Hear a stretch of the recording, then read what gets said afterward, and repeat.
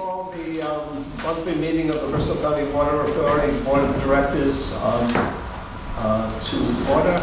It's 5:01. It's Thursday, July 24th, 2025. And the first item on the agenda, following call to order, is public input. Not seeing any members of the public here, we'll move on with our agenda. And we have tonight we have a presentation of the fiscal 2025 audit. And the floor is yours, Dan. Great. Introductions. Did we turn this thing on yet? Kyle, this is Kyle. He took over the job this year when we switched over to Stevens, right? Stevens. I think the audit went pretty smooth. So he did a little presentation here for you. Answer any questions? Is this going to project onto something? The wall. The wall, okay. Great. Turn it on. And here's the, you just want to advance the slides. Great. Okay. Just take a second.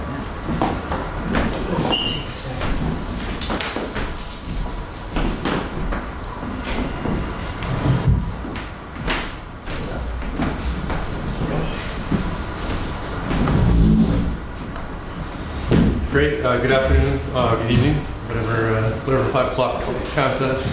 My name is Kyle Connors. I'm a managing director for CBIZ. We serve as your third-party independent auditors. Pleasure to be here this evening. We'll go with to present the 2025 financial statements. Anytime there's a change in auditors, it's a lot of work. Us getting to know you, you getting to know us, and answering questions that maybe you've answered in the past that you haven't had to be asked, or answering new questions. So just, hats off to Dan and to Joe for really being there to answer all of our questions timely. The fact that we're able to present your financial statements here in July for February year end is just a testament to all their hard work, and they were great to work with. So just wanted to start out with that. If you were to read through the financial statement, there we go, how do we slide here?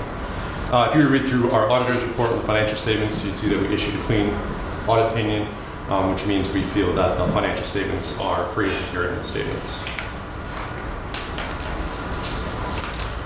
Overall, total net position increased by $8.9 million in fiscal 25. The authority had operating income, which is your operating revenue less your operating expenses of $5.5 million, leaving you with unrestricted net position of $32.7 million. And typically, as a measure of fiscal health, when we're comparing your unrestricted fund balance to your budget, your balance represents roughly 2 times your operating and your capital budget, which is a very strong financial position. So this is how your fund balance, your net position has grown over the last 6 years. You can see that darker green portion representing the unrestricted, which we just talked about, and the lighter portion representing, it's primarily your capital assets, less your debt. Those don't get factored into your unrestricted net position. So you can see it's grown steadily over the last 6 years.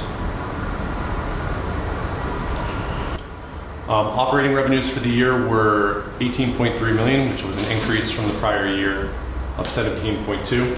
Overall, your operating revenue was over budget by $1.8 million, and that was offset by an increase in your purchased water. Anytime your water sales go up, your purchased water goes up, and your operations expense combined to increase by $1.6 million. The operating expenses for fiscal 25 were $12.9 million, which was a slight decrease from the prior year, leaving you with an operating income of $5.5 million. And I should have sent Dan an updated slide deck because 2024 did not have an operating loss; it had an operating income. So your income was $5.5 million in 25 compared to $4.3 million in 24. Also important to note, the authority has a debt service ratio that is required to maintain, which is your available revenue compared to your operating expenses. That ratio by your creditor is required to be at 1.25, and it was at 7.87 in 2025, so well above the required margin. I just wanted to highlight the, we looked at your net position, how that's trended over 6 years. Figured we would show the same for your operating revenue and your operating expenses, with the top line being your revenue and the blue line below it being your operating expenses. So those have grown at a pretty steady pace with each other, dating back to 2020. The authority has a pension plan funded through the authority. That plan is funded at 94.5%. To give you some context, the general community considers anything under 60% to be critical. So to be at 94.5%, you're nearly fully funded your pension. Dating back to 2015, which is when all of these disclosures started showing up in your financial statements, the authority, your actuary will tell you this is what your contribution should be every year in order to fully fund your plan. And so the authority has made all of those required contributions that the actuary has recommended dating back to 2015. So overall, there was a total net pension liability reported in your 2025 financial statements of $209,000. The authority also has another post-employment benefit plan, which is offered to retirees for health insurance separate from pension costs. And so that plan was funded at 38%. That might seem low compared to your pension plan. OPEB plans are still typically in their infancy of being funded. They were kind of off the books. You weren't getting valuations. It was just recently that most communities even were required to acknowledge that the other post-employment liability exists. So 38% is quite high compared to most communities. Most communities are somewhere between 5 and 15%, if they're even being funded at all. So also to provide some context, that plan was funded at 14.6% in 2018. So it's more than 2.5 times what it was just 7 years ago from a funding perspective. That liability on your books is $3.1 million. So the authority had a single audit this year, and what that means is if an entity receives and spends more than $750,000 worth of federal funding, you're required to have a single audit on top of your financial statement audit. And so the authority received the National Coastal Resilience Fund revenue, which was the revenue for the dam. Yep, for the dam removal. And so it exceeded $750,000, so we performed a single audit. Basically what that means is we tested it for allowability. Did you spend it correctly? Did you report it correctly to the state what you were spending? Did you draw down the funds timely? And so I'm happy to note that we did not have any non-compliance with regard to the single audit to bring to your attention. Happy to answer any questions that you might have. From a recommendation standpoint, we continue to see government entities being targeted for ransomware and malware. So continue cybersecurity training. We recommend performing vulnerability testing annually. A lot of communities or entities, like the authority, sometimes feel they're not vulnerable to attacks, and having someone come in and check for those points of access that could get you into trouble and get hacked is something that we would definitely recommend annually. But yeah, happy to answer any questions.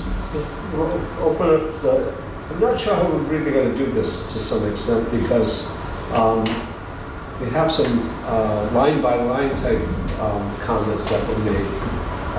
And just open up the floor to questions from anybody. And I know there's some people who have some detailed questions. And I have some questions about process and so forth Sure. as well. I'm happy to answer them to the best of my ability. Anything that I can't answer on a line-by-line detail basis, I'm happy to. You can flip that up. Oh, sure. Probably didn't want to reply to that. It's fine, 90s technology. Yeah, like I said, anything that I can't get into detail on today, I'm happy to follow up with you via email or phone call. So who wants to start with some questions? This is a detailed one. That is on page 8 of the document with reference to the authority's deferred bond subsidy. What is a deferred bond subsidy? And that's up to them. Thank you very much. I studied it over there. What's the question? What is a deferred bond subsidy? Where is that? This is on We've page already said 8, principal third forgiveness. paragraph down. From Red. I'm just trying to find the context. It's the treatment of, Oh, eight's on that. it's the treatment of certain, when a municipality goes out to debt under GASB standards, there's certain costs that are, bond issuance costs are taken up front as a full hit of that expense. A bond subsidy would be amortized over the life of the bond as opposed to being taken in all at once. So it's shown as what's called a deferred inflow under GASB standards. And we have a couple of bonds, older bonds, that have some subsidies. I think they're old water bonds. It's like Infrastructure. maybe 3 that have some subsidies. Yeah, they're not common for newer issuances, but in instances, Yes, the term subsidy is what lost me. gotcha. Since we're on that page, Sure. in the next paragraph, this is something we talked about here at the board. And it's the last sentence. The last category is unrestricted net position. These funds are available to use for any lawful and prudent purpose of the authority. And then it ends with unrestricted net position increased by 6.5 million, or 24.8% for the fiscal year. And the question, as our auditor, you reported it, I'm sure properly and everything. Hopefully. But what this, what this then sends back to me, and we've talked about this here, is because we have this unrestricted, these unrestricted funds, which we don't really consider to be unrestricted, because we know what the money is for. Mhm. And so the question, and it's something probably for the future board action, would it be better from an accounting viewpoint or an auditing viewpoint to make that actually be a restricted account? So I understand what you're asking. It's a little nuanced, right? Because you can internally restrict assets, but they wouldn't show up as restricted net position in your financial statements. Because in order for something to be restricted, it would have to be restricted from an outside source. So a third party would have to say, here's $10 million in bonds, in bond revenue, Right. but you have to spend it on a specific reason. Then it has that restriction. Something internal, you could certainly disclose an internal restriction in the Because notes to the this- financial statements, but it would This is still. basically cash right now. For you guys, yeah, for the most part it is. Right, and so, Not for everyone, sometimes it's a combination of accounts receivable, Right. money that hasn't quite come in yet, but in the right, instance so, of. so from a management viewpoint, as chairman, I say, hey, worrying that somebody's going to look at this as a fund where we can do anything we want to do. And you almost spelled that out by saying, any lawful and prudent purpose. Mhm. Now, lawful is always something that can get fuzzy.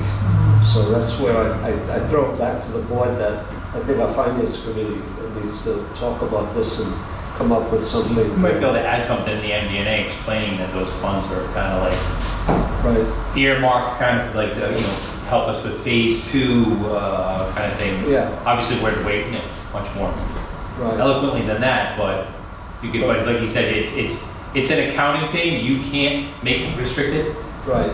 so you But can if make it. if we have something as a policy or a directive to the staff that these funds are to be used for XYZ projects and only those projects, that would, I think, go a long way in my mind of restricting them. Maybe not legally, but certainly procedurally. And could we say that, better said, that we designated them as opposed to restricted them? Sure, you could Yeah. designate them and include that in your. Write that MD&A. down. A lot of it comes down to the type of presentation as a business type activity. The authority presents as a business type activity at BTA. If you were to present as like a general government, you would have more categories of ways of explaining that money. So, if the town of Bristol has their what would be their unrestricted net position is their unassigned fund balance. You can show fund balance as restricted or committed by the authority or assigned by the finance director, and then you have what's left, which is unassigned. The BTAs are much more structured where you don't really have much more than restricted or unrestricted. Yeah. The issue you have to grapple with is you have a non-financial people reviewing a financial. That's okay. That's okay. And there's wording in here that I know is probably standard wording, but it bothers me from the viewpoint of being associated with this organization where I think we have a great staff, we do a lot of great things, we do. Did I write somewhere that you did? No, but it's the word that is probably, state. He wants more superlatives, but that doesn't. In the second paragraph, I read, in our opinion, the accompanying financial statement referred to above present fairly in all material respect. And I sat there for a minute and went, fairly? That's We're just doing fairly? But that's the state. That's what you're gonna get. Yeah, that's the best we're gonna get. And I know we have a clean opinion and stuff like that, but the word fairly to me doesn't sound like we're doing an excellent job. But I guess we are, because it's been presented fairly. But anybody else have any other things? I have another detailed one. This is on page 15, Sure. and the listing of bonds at the bottom of the page. It has a 2019 bond. Yeah, that's definitely not 18.8%. I'm assuming that, Definitely. Thank you. I have to figure that. I don't even know if I have the schedule of payments. I don't have that schedule of payments doesn't have the interest rate on it. All the rest have the coupon rate. That one doesn't. So I might have to look at.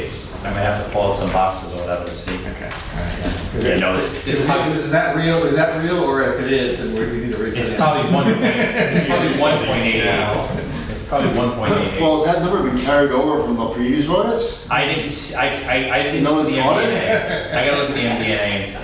The MD&A is management, so. Yeah. decimal points wrong. I think the decimal point just got slipped. It could very well be. Yeah, it could just be 1.8 or something. Yeah. Thankfully, you're not bound to pay 18% if we wrote it in here. You're bound to pay what you agreed on the interest rate, so hopefully that's not the case. And anything else anybody wants to bring up? Don't be shy.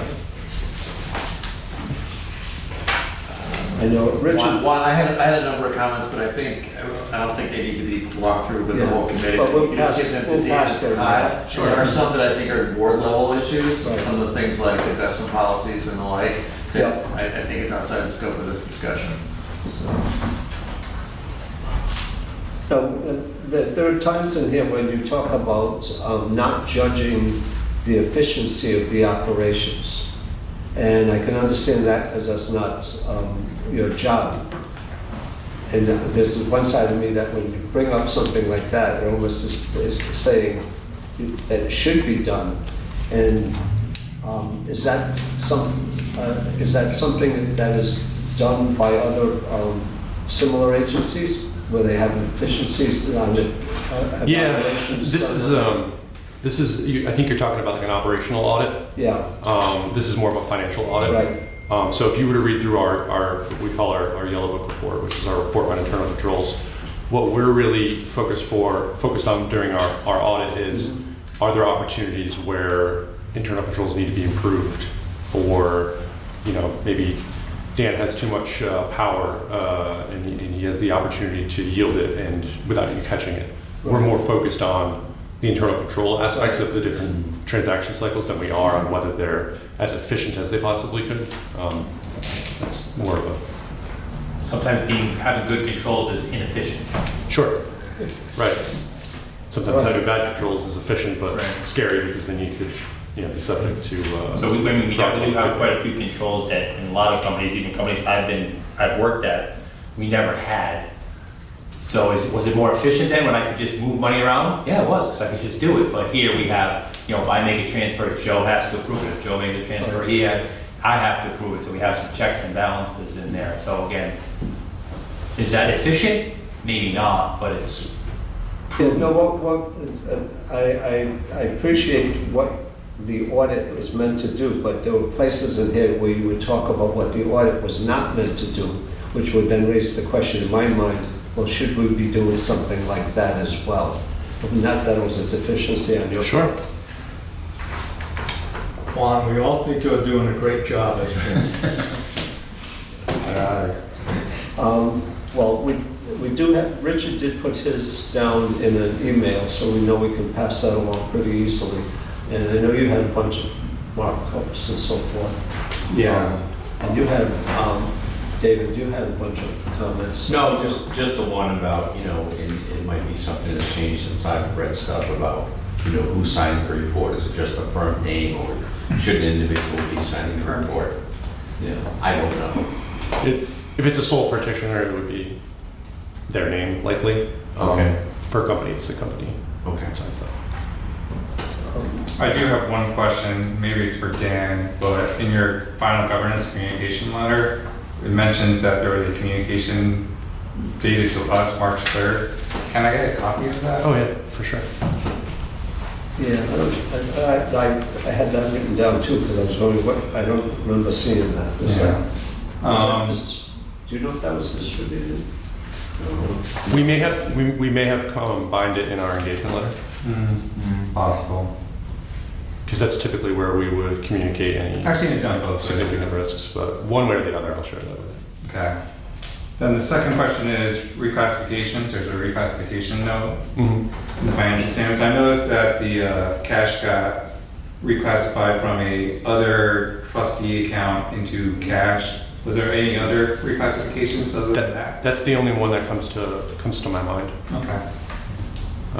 Yeah, we had that back and forth. We spoke with folks at US Bank, and came to the determination that it really was cash and cash equivalents as We had a opposed couple to questions, and we went back and investments. forth, and we got in communication with the person that handles our account. And Yeah, I was set up happy a to see that move personally, so. couple- You mentioned misstatements, difficulties, unusual transactions, and so forth. In one area, I said, they didn't say anything, but it made me wonder. It had to do with the misstatements. It says management has corrected all such misstatements. And so my question then is back is, were there a number of misstatements that you found in our books that had to be corrected, or No, unusual amount, or anything like that? no. Again, Was it- some was of it a that, fair amount? an unfair amount. No, a lot of that language is relatively boilerplate for Right. what the AICPA tells us we have to communicate. I would say that we did not have a lot of misstatements. If we had misstatements that were material, other than a reclassification, it would likely result in a finding that you'd see in this report where we'd issue a significant deficiency or material weakness. So those findings aren't present because we didn't find anything significant or material. Okay. So we'll get you some additional comments. Sure. Any One more other question. comments? Oh, sure. So our pension plan, our discount rate is at 7.5%. What's the typical discount rate you normally see for a plan that's in our position of 94% funded? Yeah, so there aren't a lot of plans that are in your position that are 90%. No, there are. I think most communities have come down a little bit to maybe like somewhere between 6.5 and 7. Okay. But I mean, if I was to look at your investment Rate of return. rate of return, which is you could find on page. That's over there. Sorry, you could find that on page 74. So the discount rate he's talking about is the rate that you're expecting your pension assets to work out over the life of a year. So it was, almost 11.5 both in June 30, 24 and 2023. 22 was a down year for everyone, just the market being what it was. So you actually had a loss that year of 13.2%, and it worked at 29% in 2021. So I mean, you don't want to get aggressive and just assume you're going to have 12% interest every year, because that would drop your liability down quite a bit. But I would say in practice, we've seen somewhere between 6.5 and 7. I think, Steve, if you remember from pension, when they come to present, they do a calculation at 6.5% and 7.5%, and we funded the 7.5%, but they give us both calculations.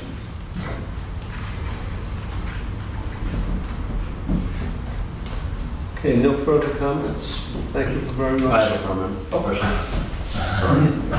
So, thank you, Kyle, for the presentation and doing the work.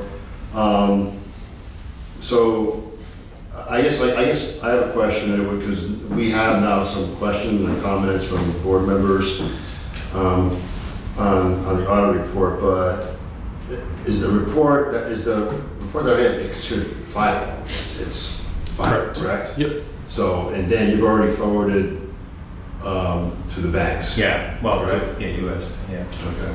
So, So that's kind of an interesting process question, I guess, because I would have expected that would happen after this board approved the financial statements. I well, believe there's, and I don't mean to interject, there's a compliance requirement with your banks on your bonds to have it done within, I think it's 120 days of year end. Correct me if I'm wrong on that. Which is why I would assume why it got issued prior to I this. think in the past, probably it probably has coincided a little bit more timely, but like last year, I don't know if you weren't here last year, I don't think, but they had some mass exodus, thank you, Steve, of the prior auditors, so our statements were at least later than usual, because the person wasn't there anymore, but came back to wrap them up.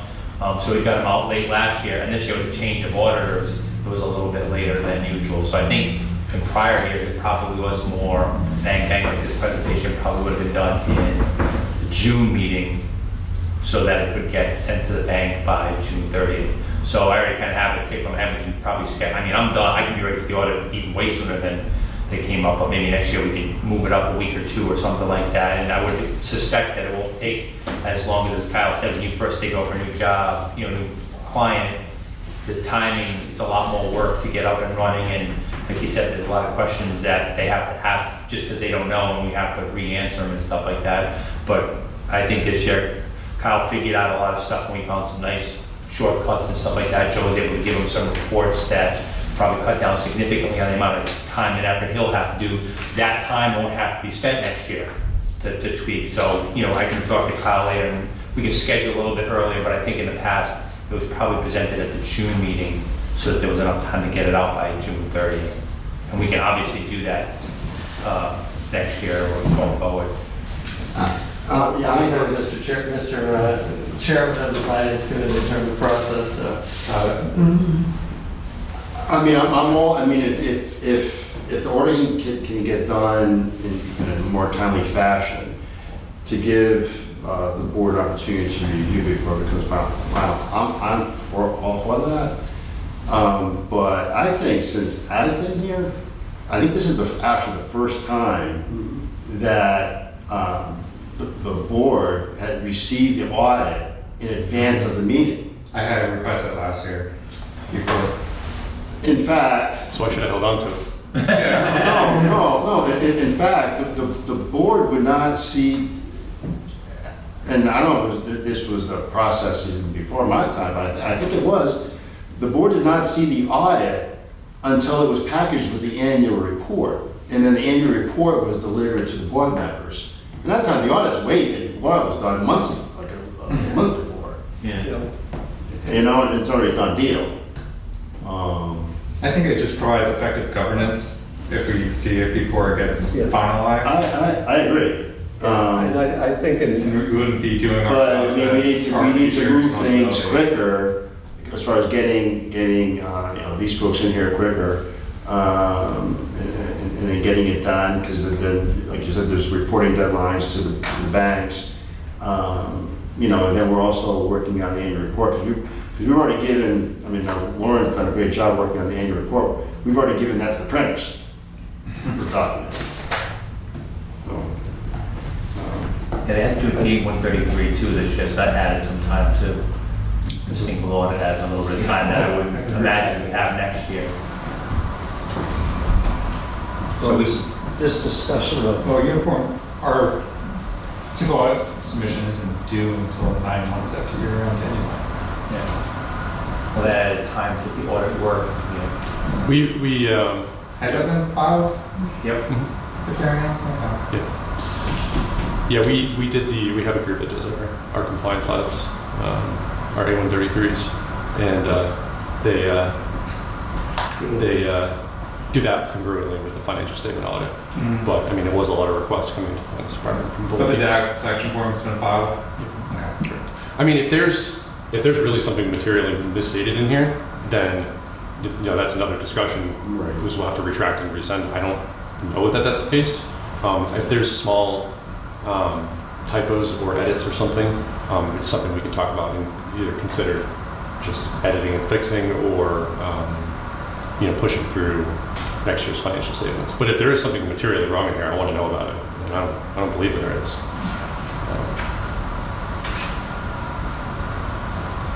So I mean, I think it's probably worth convening the finance committee to either kind of discuss some of the questions, comments going, so that they can have those things going forward and be addressed in future audits. And then,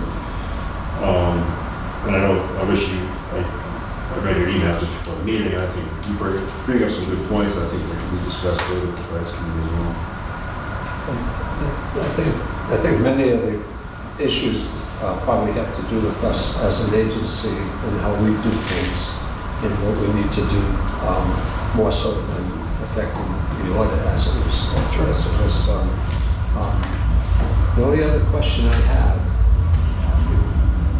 the big question that all of us have been pondering for some time, and you answered the question, I think, in here, is that you mentioned, I told you this earlier, is you mentioned that the board the authority came into existence on February 28, 1984. So that's why we have this odd fiscal year. And because we've been all talking about it and saying, why don't we have the fiscal year equal to the calendar year or the classic July 1st to June 30th, Yep. and so forth. And we realized that, well, if we transitioned to another 12-month period, then we would have a 6-month period of time that we would have to get audited, I guess, to make that transition, which would probably cost us more money than we... Yeah, I've seen it done that way, where communities want to switch their year end and they've done a 6-month audit. I've also seen where they've done an 18-month audit in lieu of a 6-month audit. I wonder if the 18-month audit would run afoul of some regulation or requirement that we're supposed to report within 12 months or something like that. Yeah, it would be a process you'd want to get the auditor But general have involved. you dealt with many municipalities or public agencies that have 12-month periods that are somewhat askew from normal? Yeah, we have some that have normal, right, Yeah. June 30 year ends, but their taxation is completely different from the rest of the state. We have some, there's some communities, like I think East Providence is October year end. And there's some utility districts that are 12/31 year ends. But it doesn't really make any difference other than a little confusion on everybody's part. When is the end of the fiscal year type of question? Yeah. 12 months is 12 months. Yeah, 12 months is 12 months. It does make a difference for certain, like housing authorities in Rhode Island come to mind because they're part of the Rhode Island retirement system. And so if they're like a March 31st year end, they actually have to qualify their opinion because they can't get accurate pension reporting. So there are times when it does have an impact, but for the authority, it doesn't. Good. Well, thank you very much for your presentation and your work. Thank you. I'll keep my eyes peeled in my email inbox for some questions. All right. I'll be happy to help answer. Thank you. Yes, absolutely. Thank you. Appreciate it. Do you see all the markups in here? Great job. Smiley face. Thank you. You're sending that by 4K. That was a fantastic. The next item on the agenda is. Do we have to accept the financial statements as a board? Sorry, point of order. Yeah, no, it's a Point good, of information. it's a good question. What have we done in the past? Do we accept the audit? I don't think so. If it's already done, we don't have to. Yeah, I was gonna say, It's submitted. the audit is the audit. Third party. I think we're gonna have the finance committee, come up with something on that. What's that finance? It's a good one.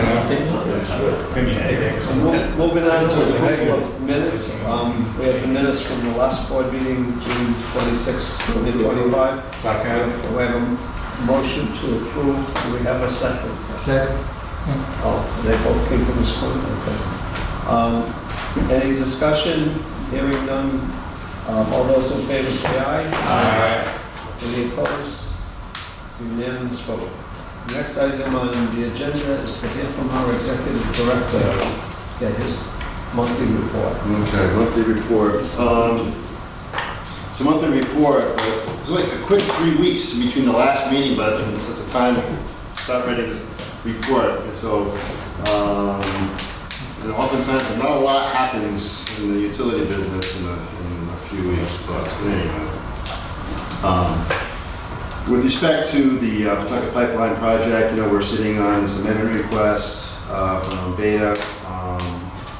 Meg and I put a series of questions and comments back to the project manager.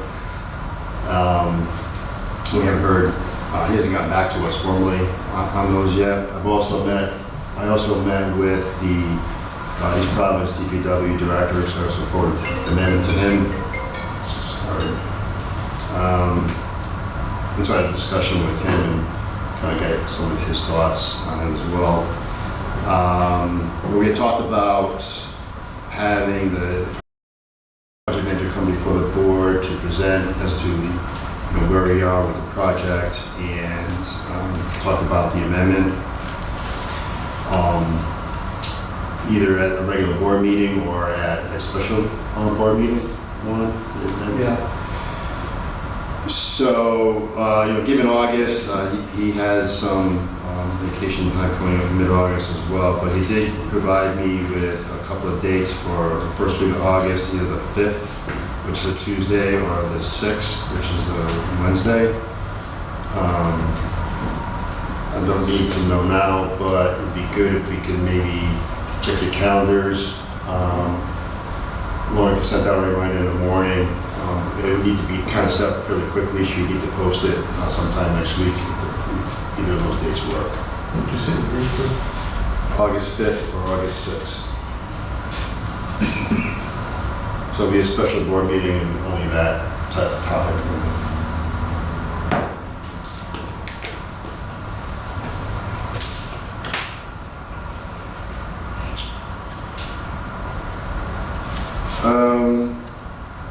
For the plant, a couple of dates have passed with respect to questions due and BCW responses due. Questions were due on the project for the redevelopment of the former plan on July 9th. We received no questions, hence there were no responses. Any word on the street as to what's going on? I did have a conversation with Mr. Ned Connors, and he says he's continuing to work with some of the developers, but that was it. Well, we've made an effort, we'll see what comes in. Yeah. How much longer they got to give us that time? The submittals are due August 14th. Yeah. Interesting. I also had a conversation with the local news reporter, Mike Rigo, because we talked a little bit about the 2025 water main projects, and he put out a press release on those. But then he did ask about how the RFP was going for the former plant building, and I said to be quiet. So he may come in and take a look around. I said I invited him to take a look at the building, he might do a story on it. See, that's what happens. He'll come down and do a story about it, and then I get the people all wound up again.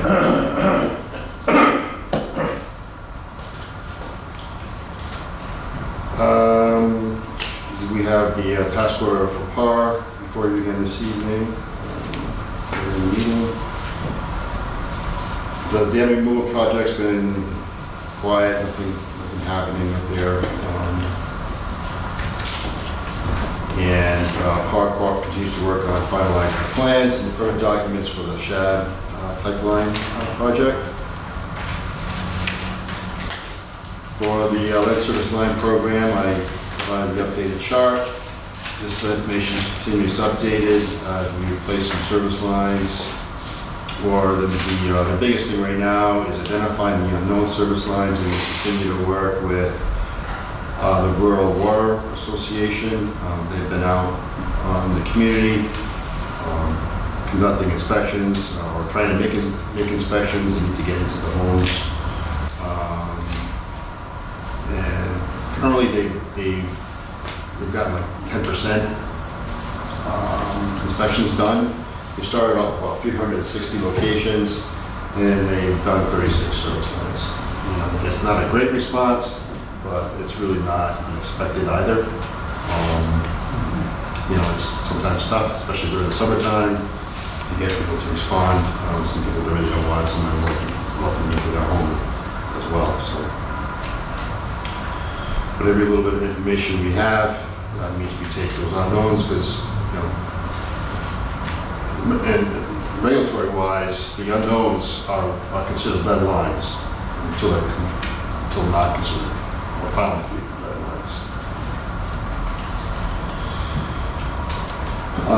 For the Fountain Avenue tank, we hope to get a report within the coming weeks from our corporation on the Fountain Avenue tank. With the warmer weather, water temperatures have ticked up in the month of June. We're still a little less compared with the 5-year average on a cumulative annual basis. High service area expansion. Mike and I gave a presentation at a recent Rhode Island Waterworks and New England Waterworks event. We put that presentation on the website. Has some good information on it. A chance to take a look. It kind of shows like how Bristol County got into this position with respect to how did people end up with poor pressure, right? And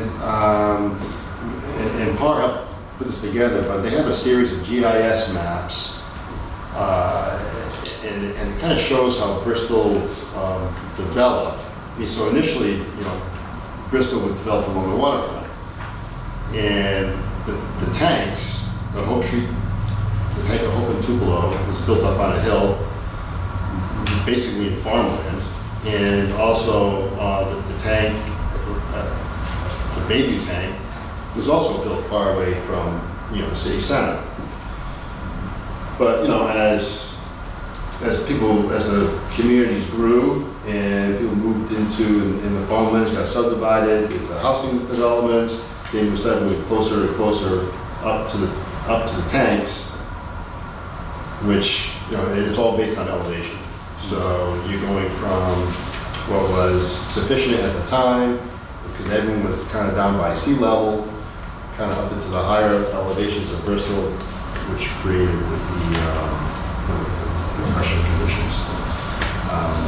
But our efforts to date have made a drastic improvement for many customers in that area. So, and we have more to do, and hopefully we can budget that work in the coming years. With respect to public information, we put out the attached construction notices to customers that would be affected along Child Street and also Gooding Avenue and Naomi Drive. And I also put out a press release and the reporter was able to put something out immediately on the online edition, and we'll also put that in print. With respect to the projects, the Hope Street Pump Station project is all closed out, so this will be the last that you'll see this one. So that ended up being $124,654 under budget. It's under budget? Yeah, so it's 124,654 remaining in the budget. So we haven't taken any 2025 water main renewal project just started off, so we haven't expended any of those funds yet.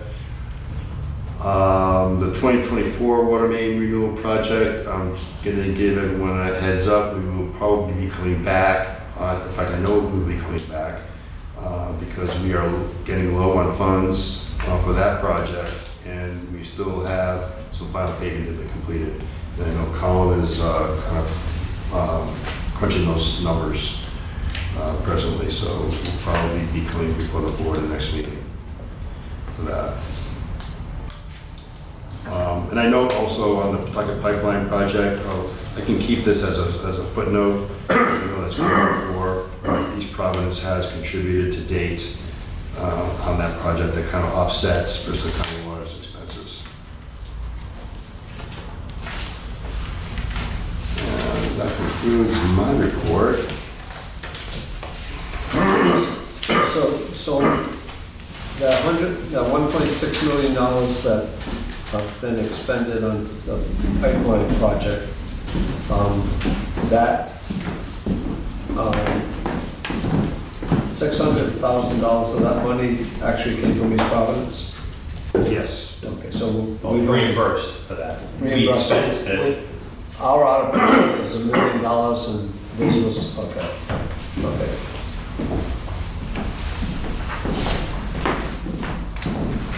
Yeah, so how the agreement was worded is at certain phases of the project design, 30%, 60%, and 90%, we would compile our costs and send them to East Providence, and then they would reimburse us. So they reimbursed us at the 30% stage and at the 60% stage. So, you know, where we've kind of outlaid more funds now as a project's moved to the 90% phase. We haven't gotten there completely yet. So once we get to 90%, we would compile all those costs and send them to East Providence for additional reimbursement.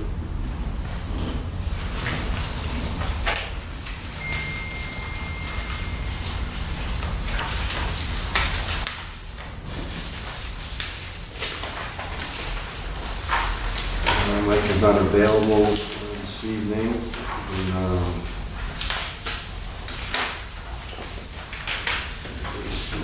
Report. In Mike's report, he says, in the last paragraph of the first thing in the facilities water quality, it says, elsewhere in the system, our large meters were tested this month. This process is performed annually to ensure our large meters are accurately quantifying the water moving through our transmission system. And then, so my question is, are they actually accurate? Yes. Okay. He didn't say that. He said that's what it was done for. Didn't know what the result was. His first paragraph notes, we did receive a notification from DOH. So they requested some additional, a new sampling program that their targets analytes associated with corrosion control. We kind of questioned them on it, but they said it's in the regulation and they just haven't enforced. It's just some additional sampling just for their database requirements more than anything else. So.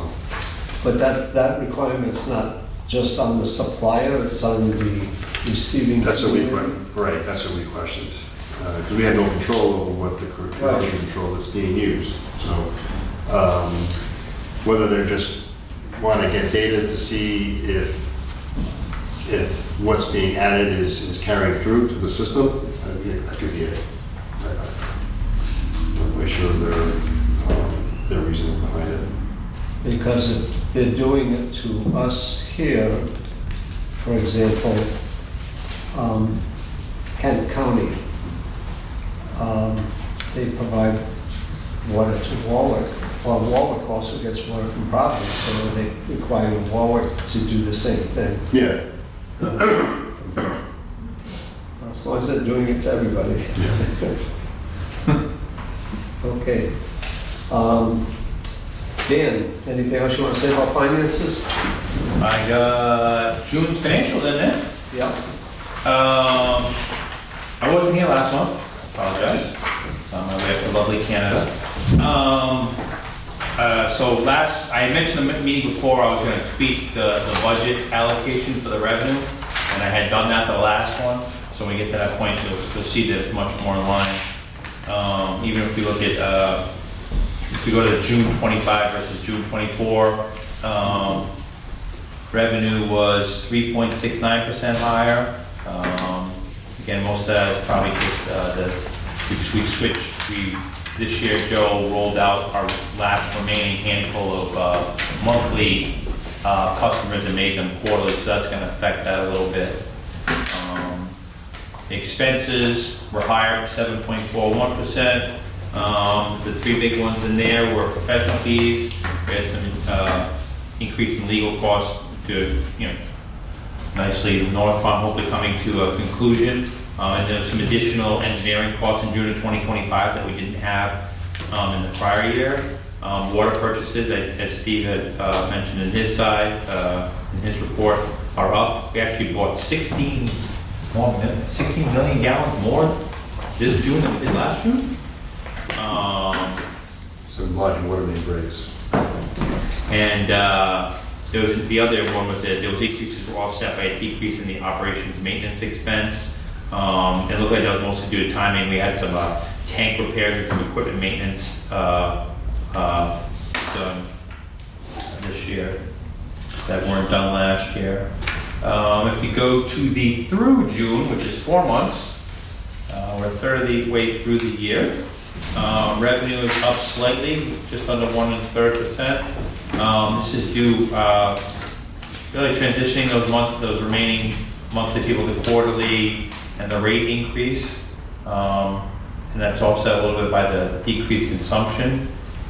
The expenses are almost 5% higher. Three big ones in there are salaries and wages, admin. We had an open position starting April 2024 last year. Sue had retired, so that's why that's higher than it was through last June. Professional fees are a little higher. Again, that was hopefully the fruition of the completion of the North Farm item and the new auditors. The fees a little bit higher, and as I mentioned, for just June, there was some engineering costs. So there's hydraulic modeling, as Steve had talked about. Those costs were in there last year. That was something new to this year. Operations maintenance expense is higher due to some additional landscaping, as I like to call them, the concrete Legos. The work that they're doing over there with those concrete blocks, those are in there this year. Those didn't exist last year. And there was a little bit of, I think it was, I don't know if it was the last month's board meeting, the month meeting before, that reimbursement to Barrington for some of that maintenance, that is in there this year, through June of this year. When we get to the actual, the budget, this is where I had mentioned I was going to recalibrate the spreading of the budgeted revenue, and I recalibrated, instead of looking at the last 4 years, I just looked at the last 2, because that would coincide with when Joe kind of redistributed the routes. And as you can see, it makes it much more reasonable looking. Revenues over budget by 6.95% versus budget. Expenses are under budget by about 7.87%. The big ones in there are purchased water is down, consumption is down. We also have salaries, operations, and wages was down. There was, I believe there was some open positions in there, timing wise. We had open positions. George had retired. We had one Ryan leave, and we had a little gap before we hired the other Ryan, so that's why that's a little under We budget. still have an open position. And we still have George's old position, okay, that's right. And operations, other expenses under budget, and that's just timing. Like I said, a lot of that stuff is timing as we get going. This is through June, they'll start doing some more stuff in July and August, etc. So I suspect that'll even off a little bit. Page 7 and through 9, it's the dollars billed and gallons delivered. There's a decrease in the billings of 1.58%. And there's also a decrease in consumption of 7% through June. The difference is pretty much the rate increase and a little bit of the timing to do with the changes in billing that Joe had done, those quarterly, monthly people going quarterly. Page 10 has a trust fund report. The debt service ratio is still up there. It's 10.48. It was up slightly from May. It was 10.28 in May. And the pension report, this page changed a little bit. I don't know if anybody noticed, I noticed right away. This just shows the current period activity. They changed the reporting software or whatever. So I got this kind of late. And the prior, it would show the monthly activity and the cumulative. This only shows the monthly. If you want another cumulative information, I'll have to like compile that and keep track of that. But as you can see for the month, the pension count is up almost 123,000, and the balance being as of June 30th is 3.9. As you know, the pension year end is June 30th, so this is the final one. I've already submitted the census information they need to do that calculation, so we'll get that calculation done and they'll get their report. They'll get the reports to the pension people, the 4 remaining, and then they'll have their report that they present to the board. I don't know if that's like September, October, or something like that, but we'll work that out going forward. And that's really it. I mean, the audit went smooth, kind of aside, it went really smooth. I mean, there was some additional questions, obviously, as Steve can allude, you know, when you change auditors, there's some additional questions in the paperwork, but it went really smooth. They do a lot of stuff electronically, so we can have that finance committee discuss the timing and stuff like that at a later date, but all in all, I know I've talked to Joe, we were happy with the switch, it was very smooth. Any questions of Dan? Let's move. I got one. When you start digging in Bristol, at Gooding Ave, sometime next month, I guess it is. Yeah, they're on Child Street. They started this week. I got a question from I drive in a fire truck. Are you gonna put another hydrant along Gooding Avenue? Yes. Yeah, yes, we are. Because it's quite a spread between wherever it is Broadcom and down to the cottage there. Yeah, we had a pre-construction meeting last month with the relevant municipal employees, and the fire chief did request that, so we're looking into, we didn't have like a fire hydrant line item in the contract, but we're looking into like a change order essentially, so. Yeah.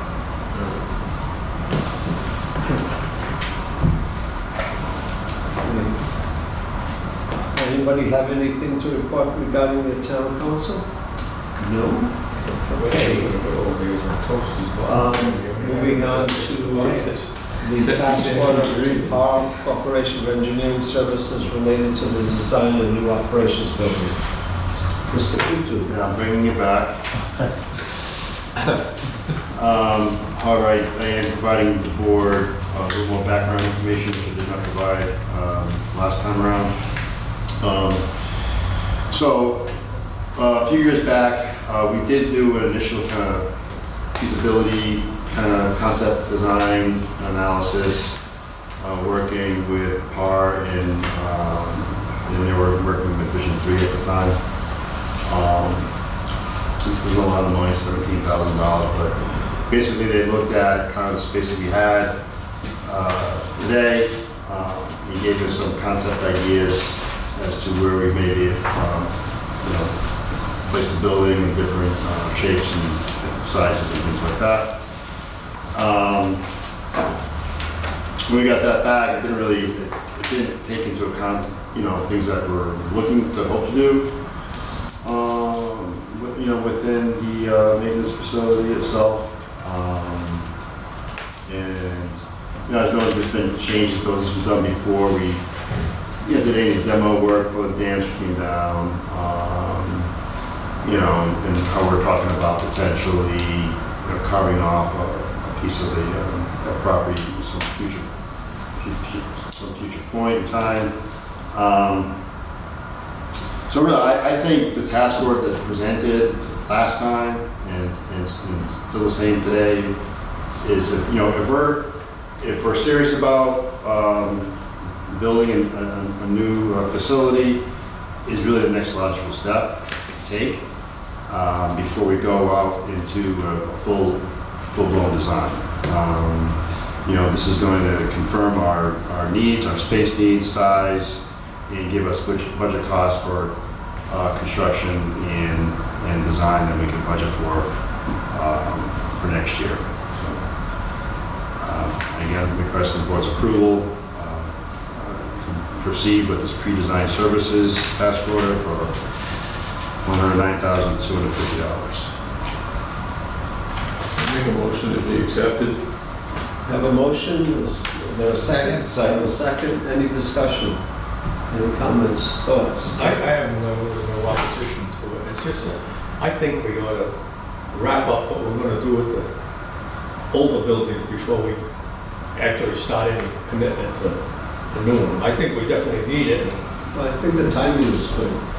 Well, I think they're going to come close together. John, this should be done within 4 to 5 weeks. So, and it's going to give us, the size of the building. We can come back before the board, give us costs, and we can look at it and say, oh wow, do we really need 18,000 square foot building at a cost of $12 million? You can come back and see way too much. You got to carve it down, But at least it's going to give us, the size, and we can place it. No, I'm not opposed to it at all. It's just that I So think we can do that in conjunction with what's going on here. Yeah, this end of it up first. I think it'll all work out, I think. The only input I have here is, and I think it would speed the process along from a board viewpoint, is task 6, 7, and 8, programming, spacing, concept, architectural plans and concept site plan.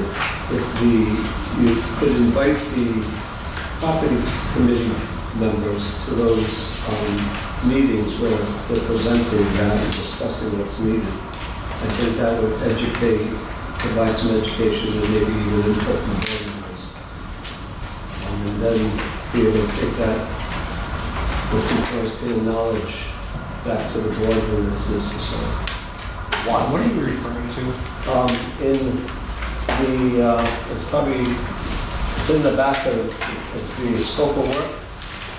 And it's maybe, The original report? no, it's, there's There's no page number. 6, 7, 8. 2, 3, 4, 5, 6, 7, 8, maybe about the Programming, eight. spacing, Yeah. concept, Yeah. control plans, concept. Yeah. That looks like where they're gonna sit around a table and say, hey, this is what we got. And with staff and everything, on the concept of the architectural plans, it's a 2-day charrette process that's going on. And those is where it all happens, in my experience. So they would be of value if the board members are available. Anyway. So any other comments on this?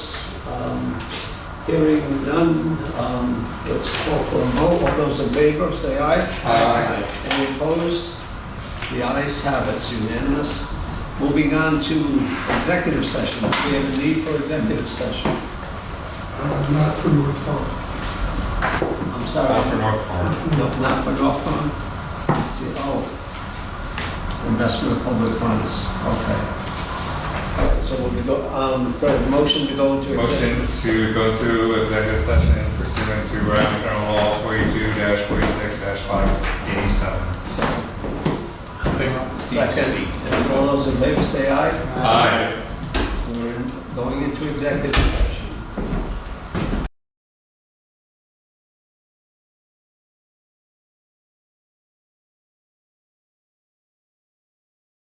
There you go.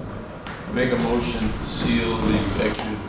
Second. Second, all those in favor say aye. Aye. And the meeting minutes is sealed. The next scheduled meeting is, we'll find out. But the official one is August 28th. 5 weeks, would say. Okay, so lazy with it. Do I have a motion to adjourn? So moved. Second, all those in favor say aye.